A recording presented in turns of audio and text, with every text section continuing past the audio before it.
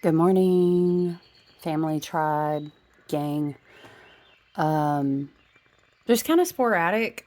I would like to do this more often, honestly, whether it is just sharing something that I felt nudged by my higher self that someone else needed to see, or I really want to just kind of chat over coffee and tea, check in a few times a week, share thoughts, share encouragement, always sharing tarot, always doing the once a week astrological collective messages check in. But so I was sitting here studying. I have a small obsession for coffee mugs and cups. So I've got my local witch mug, which I got from a shop in Asheville. And I have like a chai tea blend going on in there. So I will tell you this as an avid tarot collector, tarot reader for years and years. One of my all-time favorites is the Marielle Tarot, Marie White. The writing in the book alone is amazing. It is so, so, so well done. Each card is basically like an epic work of art. Honestly, you could pull one card, especially from her major arcana, and you could like study it and it could be like your week's energy because it's just that good. So this really, as I was taking my own notes and just, working with my own personal messages, the Queen of Swords card really stuck out to me because I was making posts today and just picking up on this big vibe about being mindful of your words, and the throat chakra, energetic boundaries, and the mental space, and this whole vibe, because we still have Mercury in retrograde in Capricorn until I want to say the 17th or the 18th. So it's this big energy of like mind your words, mind your thought life, stuff like this, right? And then I was studying this morning before I got into my own work and work for clients and stuff like that. And the Queen of Swords is what came out. And first of all, can we just like with the art, that is, it's so badass, how the Queen's face is like worked into the art.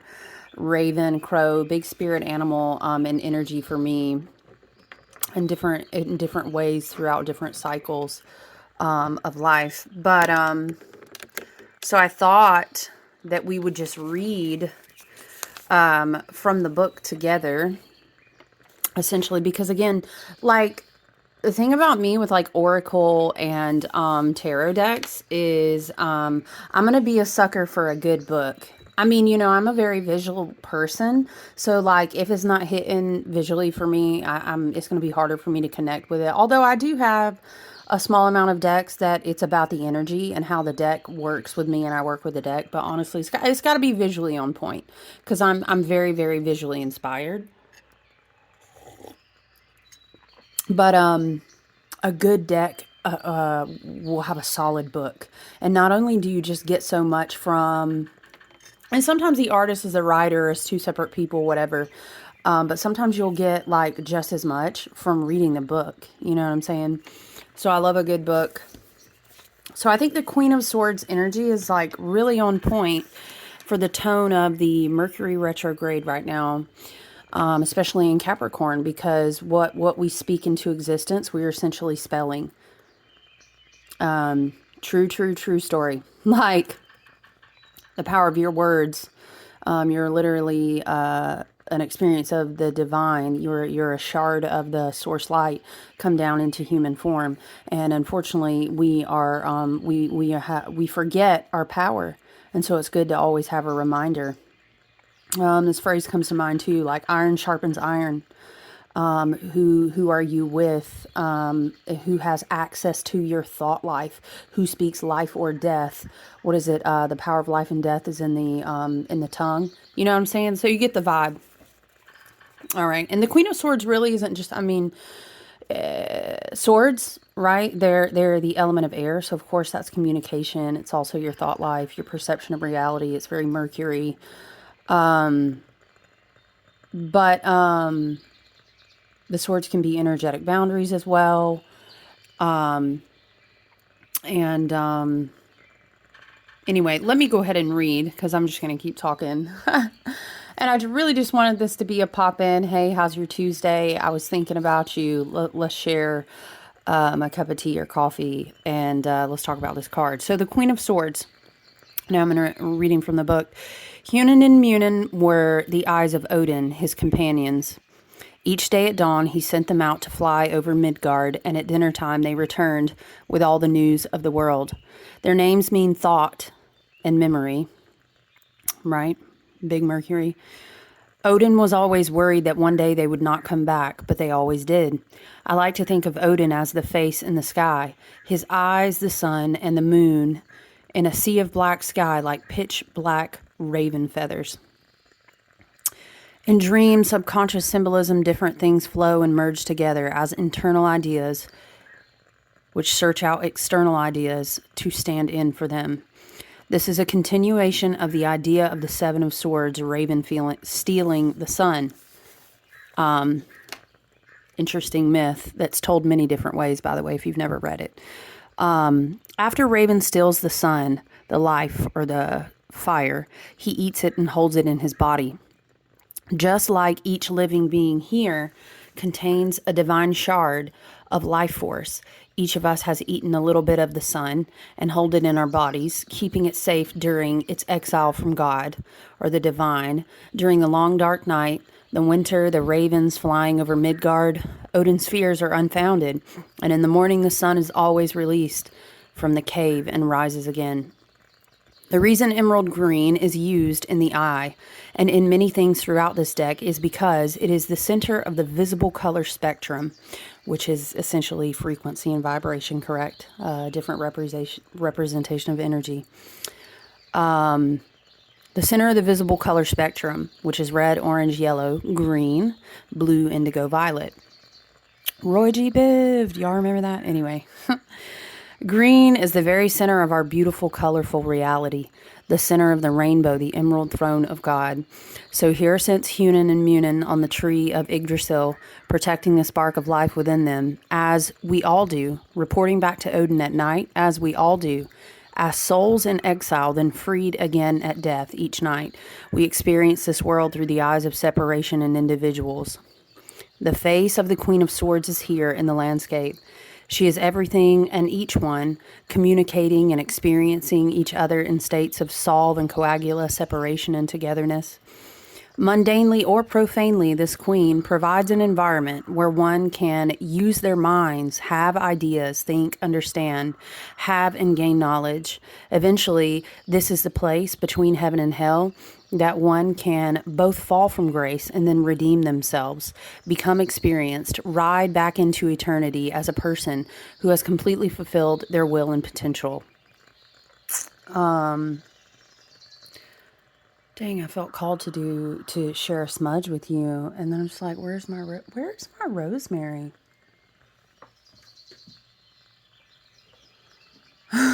Sorry, rosemary down. Oh man, did she fall? Oh, I know where she is. Sorry. Let's smudge, and then we'll chit chat for a minute about this.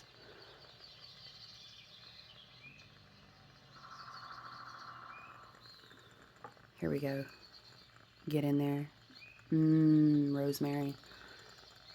Rosemary is a great alternative smudge for purification that may be more sustainable. It's also very easy to find and grow and dry on your own and use. So, yes. And rosemary is just one of those, if you toss it in, if you smudge it, if you put it in an oil, if you use it in your own personal meditation or ritual work, you're not going to miss. You're not going to miss with rosemary. You know what I'm saying? Yes, do work, rosemary. The keywords listed on this card, an environment with intellectual integrity and truth where you can develop ideas freely, gather knowledge and wisdom, and share the same. Sharp and direct words. Iron sharpens iron, right? So I think it's important for us. We had a what we would call a super retrograde, which was going on before the full moon and kind of coming to its culmination. We had Mars retrograde in Gemini, and then we also had Mercury retrograde in Capricorn. But Mercury rules Mars. So it was like, we're going to retrograde together, but I'm retrograding on top of you ruling your retrograde. This was the whole vibe, right? So we call it a super retrograde. And of course, no, the planets are never actually moving backwards. This is archetypal energy that we speak of. The way that our nerdy science, obviously, the way that our planets move, way back when we use the stars and the sun and the lunar cycles to govern our days and nights and such, right, our seasons, it looked as if the planets would be moving backwards because you followed that as your calendar so closely.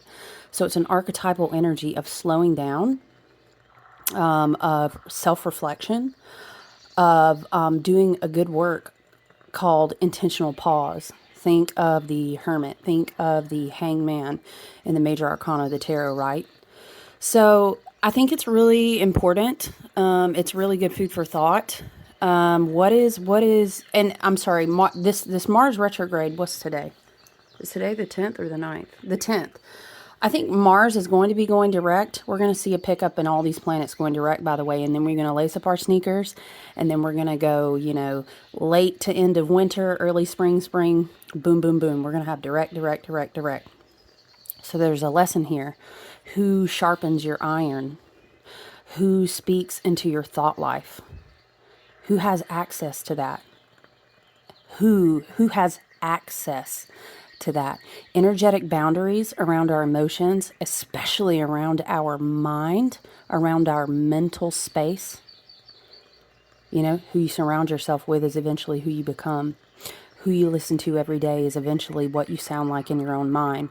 The wounds of your inner child, of who spoke to you and developed that inner voice inside your own mind, if we're not careful to realize and heal those, we will then find ourselves inadvertently adopting that same inner voice in our mind. So we practice training of our mind every single day, just as you would jog or go to the gym or try to practice health in your body. Anytime you establish new routines, this is a daily, consistent work. It has to be done with consistency, and intention. But I think it's sort of defeating, it's a self-defeating practice to do all of this work on your own, but then, for example, not mind who you take a break with all the time. Who is your bestie coworker? You know what I'm saying? Who is that family member, that sibling, that best friend from, I've just been best friends with them forever. Like, how could I ever not?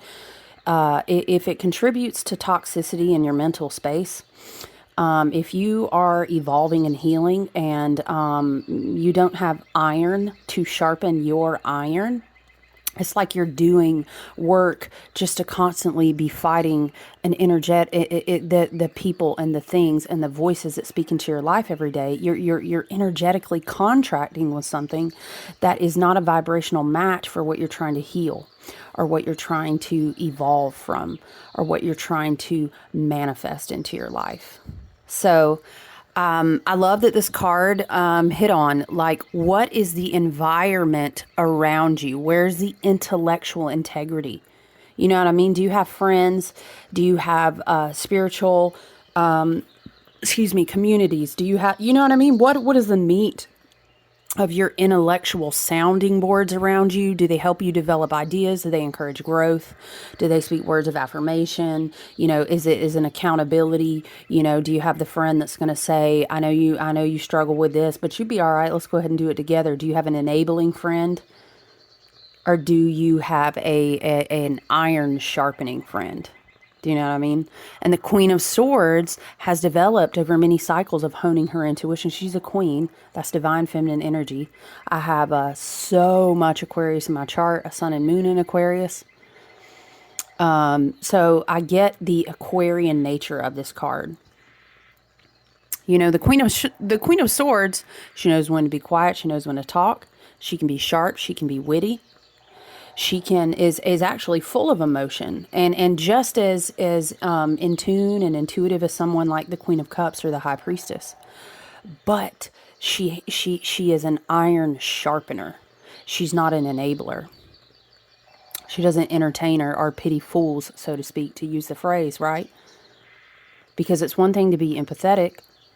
It's one thing to be compassionate, to be understanding, and we can have this energy and it can reverberate in the world. It can cause us to serve and do great things and evolve ourselves and evolve the collective. However, if we do not energetically put boundaries around our mental space, we will not evolve. So I think that speaks volumes for the energy, once again, of the Mercury retrograde in Capricorn. What structures are you building that begin first in the mind? And who is influencing that mental space? What does your inner voice in your mind sound like? And what are you paying the currency of attention to? What communicates with you? What do you communicate with? What are you watching? Who do you allow to have access to seeing your energy? What does your communication with other people in your life sound like? And what is the integrity and the accountability points there, right? So, I love this card. I love this deck. Those are my thoughts and some of the things that I was reflecting on for myself. I hope you have a wonderful Tuesday. And maybe again this week, or maybe as a consistent weekly thing, we can chit chat with tea and coffee, share stories, and reflect on our thoughts. But I love you guys. I hope you have a wonderful, productive, and healthy Tuesday.